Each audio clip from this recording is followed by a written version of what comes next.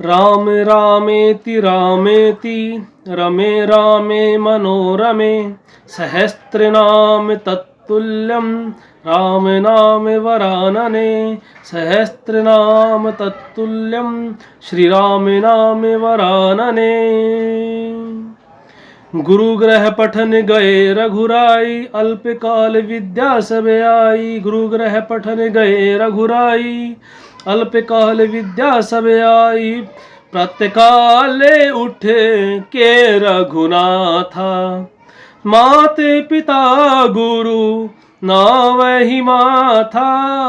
प्रातःकाले उठे के रघुनाथा माते पिता गुरु नावहि माथा। जय श्री राम दोस्तों, जो हमारी ये एस्ट्रोलॉजी मास्टर की जो सीरीज चल रही है इसमें मैं आपको 9 ग्रहों के कारक तत्व और स्वभाव के बारे में बता रहा हूँ। तो मैं सूर्य, चंद्रमा, मंगल और बुध के बारे में बता चुका हूँ। अब मैं आपको गुरु ग्रह के, बृहस्पति ग्रह के बारे में बताऊंगा। तो चलिए गुरु के मंत्र से हम शुरू करते हैं।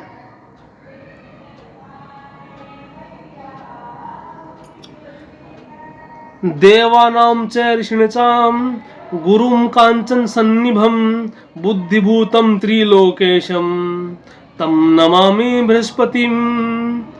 देवानां च ऋषिणां च गुरु कांचनं सन्निभं बुद्धिभूतं त्रिलोकेशं तं नमामि बृहस्पतिं।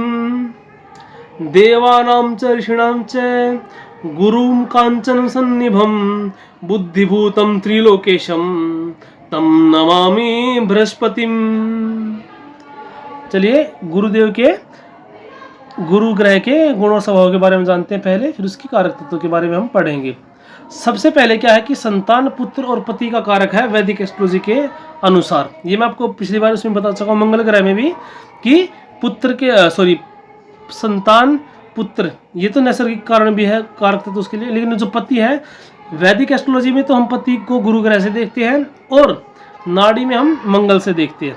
ठीक है, उसके बाद क्या, फैट वसा का कारण है, ब्राह्मण वर्ण के हैं, पुरुष जात मतलब पुरुष और स्त्री में पुरुष जाति के हैं, सतोगुणी है, मंत्री हैं, आकाश तत्व है इनका। गुरु ग्रह ही अकेले जिनका आकाश तत्व है। सभी राशियों में और ग्रहों में सिर्फ गुरु ग्रह का तत्व क्या है, आकाश है। कफ के कारक है, वात कफ 3 होते हैं ना हमारे आयुर्वेद के अंदर, तो कफ के कारक है। मीठा, जो गुरु ग्रह जो डोमिनेटिंग पर्सन होगा वो क्या होगा, उसको मीठा बहुत पसंद होगा। दिन में बली, ठीक है, दिन में इनकी पावर ज़्यादा रहती है और धन स्थान के स्वामी है। वैसे दूसरा स्थान जो होता है ना काल पुरुष की कुंडली में, वो धन का स्थान है और उसके कारक क्या है, गुरु ग्रह ही है। आगे देखिए, अब हम गुरु ग्रह के कारक तत्व पढ़ते हैं। सबसे पहला जो है वो क्या है, बच्चा थोड़ा कलर चेंज कर लेता हूं। सबसे पहले क्या है, विस्तार। चलो देखो, सबसे पहला है विस्तार, वृद्धि और प्रचुरता। ठीक है, अबंडेंस, एक्सपेंशन, ग्रोथ, ये तीनों चीजें राहु के भी कारक तत्व हैं। लेकिन एक मेजर डिफरेंस है, वो क्या है कि जब बृहस्पति देव जब ये तीनों चीजें देते हैं तो उसके साथ शांति देते हैं, एक मानसिक शांति देते हैं, एक आत्मिक सुख मिलता है।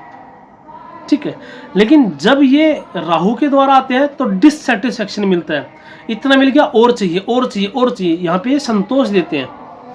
ठीक है, तो ये डिफरेंस है, ये राहु का भी है तीनों चीजें और बृहस्पति के भी। लेकिन डिफरेंस क्या है, राहु बहुत ज्यादा डिससेटिस्फैक्शन देता है। राहु क्या है, इच्छा का कारक है, इच्छाओं का। ठीक है, आगे देखिए आशावादी। आगे क्या है हमारे पास, आशावादी, विश्वास और सकारात्मकता। आशावाद, ऑप्टिमिस्टिक होगा, होप। देखिए कोई कितना व्यक्ति, एक तो होता है ना कि कितनी डिफिकल्टी आए वो उम्मीद नहीं छोड़ता।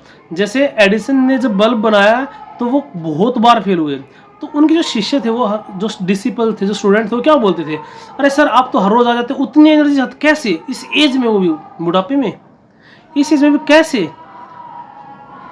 तो उसने कहा कि मैंने अभी तक बल्ब बनाने में कामयाबी हासिल नहीं की, लेकिन मैंने वो तरीके ढूंढ लिए हैं बहुत सारे जिससे बल्ब नहीं बनेगा। तो अब हम वहाँ तो गलती नहीं करेंगे, कम से कम उस गलती को तो रिपीट नहीं करेंगे। तो हम जितना गलती कर रहे हैं उतना ही हम बल्ब बनाने के करीब है कि हम ये तरीके ढूंढ रहे हैं ना कि इससे बल्ब तो नहीं बन सकता, तो हम वो गलतियाँ नहीं दोहराएंगे। ये है आशावाद। लेकिन एक क्या है, 2 बार ट्राई किया नहीं बना है, छोड़ दो तो होगा ही नहीं काम। ये किससे देखेंगे हम, बृहस्पति से, जुपिटर से देखेंगे। विश्वास, ट्रस्टवर्दी कितना है, कितना विश्वास करेगा, या खुद कितना विश्वास पात्र है, वो पॉजिटिविटी कितनी है वो। आगे वो लिखा बुद्धि, ज्ञान और उच्च शिक्षा, ये मैं आपको पहले बता चुका हूँ बुद्धि, ज्ञान और उच्च शिक्षा के बारे में। अब ये ज्ञान जो है, ज्ञान और बुद्धि, हालांकि ये अलग अलग वर्ड है, लेकिन जब यहाँ पे हम बात करेंगे तो क्या है, सही गलत की पहचान। ठीक है, मैंने बताया ना कि नॉलेज वो जो चीज़ें हैं, एक टेररिस्ट को भी हो सकती है, एक रेपिस्ट को भी हो सकती है, या एक इंजीनियर है आके दारू पी के अपनी वाइफ को खूब मारता है, बच्चों को खूब मारता है, तो उसके अंदर वो ज्ञान, तो वो इंजीनियरिंग के सारे कॉन्सेप्ट है, क्या पता उसके ऑफिस में हर रोज़ तालियां बजती हो, भाई बहुत अच्छा इंजीनियर है, लेकिन उसके अंदर ज्ञान नहीं है।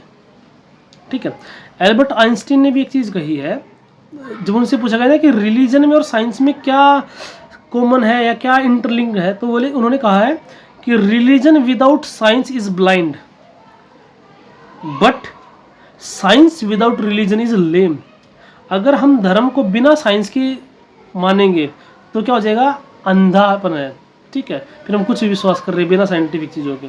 लेकिन अगर हम साइंस को विदाउट रिलीजन मानेंगे तो फिर वो लंगड़ी है। क्यों लंगड़ी है, वो ढंग से चल नहीं सकती। क्यों, बंदूक को थोड़ी पता है कि सामने में संत खड़ा है या पापी खड़ा है या रेपिस्ट खड़ा है, टेररिस्ट खड़ा है, वो तो मारेगी, जब ट्रिगर दबेगा तो वो मारेगी ही मारेगी, उसको कोई मतलब नहीं है। तो वहाँ पे फिर एक ह्यूमन कॉन्शियसनेस का रोल आएगा, फिर स्पिरिचुअलिटी का रोल आएगा। आगे देखिए, उच्च शिक्षा में पहले बता चुका हूँ आपको, 12वीं तक चंद्रमा से, ग्रेजुएशन तक बुध से, और हायर एजुकेशन बृहस्पति से हम देखते हैं। उसके बाद क्या है हमारे पास, यात्रा, अन्वेषण और सांस्कृतिक आदान प्रदान। लंबे रूट की जो यात्राएं होती है, बुध से छोटे रूट की यात्रा, चंद्रमा से छोटी यात्राएं, लेकिन इनसे बड़ी। ठीक है, रिसर्च, हायर उसमें जाएगा अन्वेषण, रिसर्च, सांस्कृतिक आदान प्रदान, कल्चरल एक्सचेंज, कितना इजीली इसको कर पाता है। देखिए, जब भी आपको ज्ञान प्राप्त करना होगा, सांस्कृतिक आदान प्रदान होगा ही। जब हम मुगलों के बारे में पढ़ते हैं तो उनकी भी कुछ संस्कृति रही है, ब्रिटिश की भी कुछ संस्कृति रही है, या हम विश्व के बारे में पढ़ते हैं तो सबकी अलग अलग संस्कृति होती है। भाई, जो आदिवासी कबीले में जो व्यक्ति रहते हैं उनकी अपनी संस्कृति है, तो वो उसको कितना एडप्ट करता है। और ऐसा नहीं है, जो हमारा ही एरिया है उससे 50 साल पहले संस्कृति बहुत चीज़ें अलग है, बहुत कुछ बदल जाता है। ठीक है, देर वाले टाइम की कपड़ों से आदमी का जो कैरेक्टर है वो जज किया जाता था। आज ही बहुत जगह है कि अरे इसने वेस्टर्न कपड़े पहन लिए, इसका मतलब कैरेक्टर का ये खराब व्यक्ति ही होगा या खराब लड़की ही होगी। ठीक है, तो वो सारी चीज़ें वो समझने में कैपेबल होगा या नहीं होगा, जब तक वो हम बृहस्पति से देखते हैं। उसके बाद देखिए फिलोसफी, आध्यात्मिकता और व्यक्तिगत विकास, पर्सनल डेवलपमेंट क्या होगा। ठीक है, जीव कारक है बुध, सेल्फ को रिप्रेजेंट करता है। दर्शन, फिलोसफी में, स्पिरिचुअलिटी में क्या होगा से देखेंगे। सौभाग्य, किस्मत और समृद्धि, ये दोनों चीज़ें इंपॉर्टेंट है। चलो मैं दोनों एक साथ लेता हूँ। ये क्यों देखते हैं, एक तो क्या थे, काल पुरुष कुंडली में जो गुरु बृहस्पति हैं वो 9th और 12th राशि के लॉर्ड हैं। 9वें और 12वीं जो राशि है उसके स्वामी है धनु राशि और मीन राशि। जो धनु राशि है, जो 9th हाउस है वो भाग्य को दिखाता है, और 12th हाउस स्पिरिचुअलिटी को दिखाता है। तो इसके लिए भी दोनों चीज़ें जरूरी हैं। फॉर्चून, भाग्यशाली होगा या दुर्भाग्यशाली। एक होता है ना, मेरी तो किस्मत ही खराब है, एक काम करने जाओ उसी में पड़ जाएगा, सिर मुंडाते ही ओले पड़ जाना। एक काम में हाथ डाला फिर गड़बड़ होगी, फिर दूसरे काम में डाला फिर गड़बड़ होगी। एक क्या होता है कि एक काम में शेयर मार्केट में पैसा लगाया, 2 दिन में डबल हो गया। और जिस चीज़ लॉटरी का टिकट खरीद रहा है, लॉटरी की टिकट निकल रही है। सौभाग्यशाली कितना, समृद्धि कितनी आएगी, पैसे का कारक भी है, दूसरे घर का स्थिर कारक है। अगर किसी का बृहस्पति खराब होगा, कोई ग्रह कितनी अच्छी स्थिति में बैठा हो, पैसे में दिक्कत देगा ही देगा, क्योंकि दूसरे घर का कारक है। कारक जब एफ्लिक्टेड होता है तो नुकसान होता ही होता है।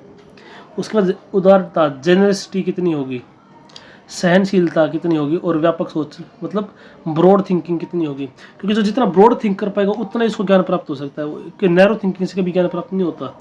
जैसे हमारे योग दर्शन है, सांख्य दर्शन है, कितनी फिलोसफीज हैं, सब में डिफरेंट है। अब जैसे हम ईश्वर को मानते हैं, बहु ईश्वर को ही मानते हैं, ब्रह्मा विष्णु महेश भगवान के अवतार हैं।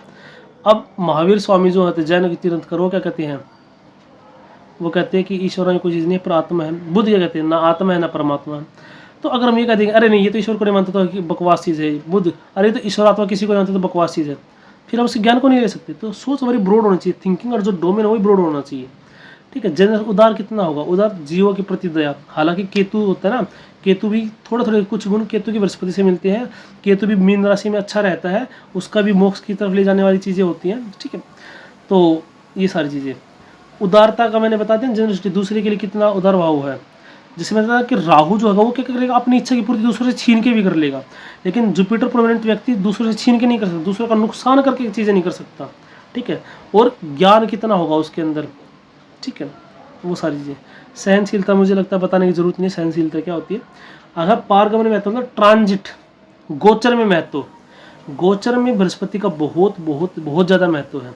गोचर कहता है कि एक तो ग्रहों की स्थिति है, जब हमारा जन्म हुआ था तो ये कौन सा ग्रह किस राशि में बैठा है, ये मैं आपको बहुत बार दिखा चुका हूँ। अब क्या होगा, जब हम प्रिडिक्शन करेंगे, जब हम प्रिडिक्शन करेंगे तो क्या होगा, जब हम प्रिडिक्शन करेंगे ना तो हम गुरु ग्रह का गोचर देखेंगे कि मेरे टाइम, जैसे मैं अपना एग्जांपल बताता हूँ आपको, जब मेरा जन्म हुआ था तो जो जुपिटर थे, जो बृहस्पति ग्रह थे, वो 12वें भाव में और वृश्चिक राशि में थे, ठीक है।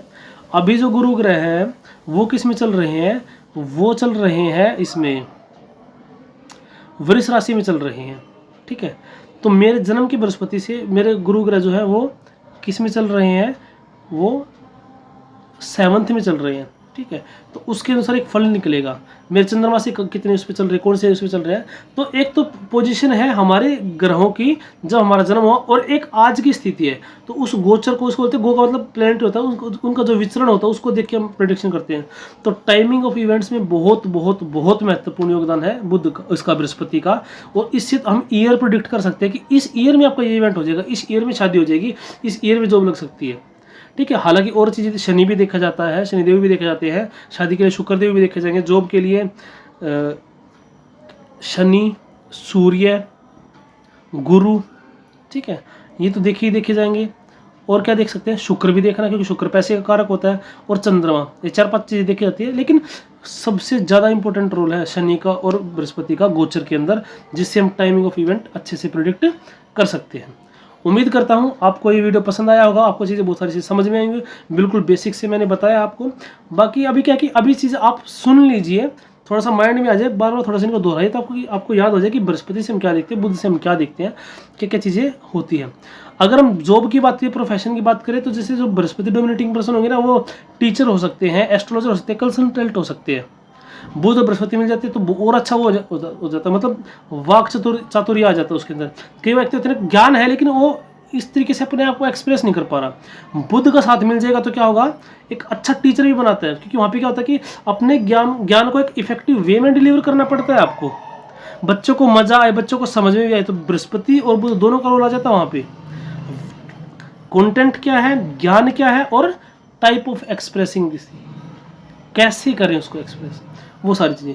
वैसे बहुत सारी चीज़ें होती हैं भाई, ठीक है, वो हम धीरे धीरे पढ़ते जाएंगे। अभी मैंने बिल्कुल मेन बेसिक चीज़ें आपको बताई हैं। तो जो ये ज्योतिष रूपी ज्ञान गंगा बह रही है, इसको हम कंटिन्यू करेंगे आगे। मैं आपके सामने फिर से एक ज्ञान रूपी कलश जो है वो लेकर उपस्थित होऊंगा। तब तक आप सबको जय श्री राम।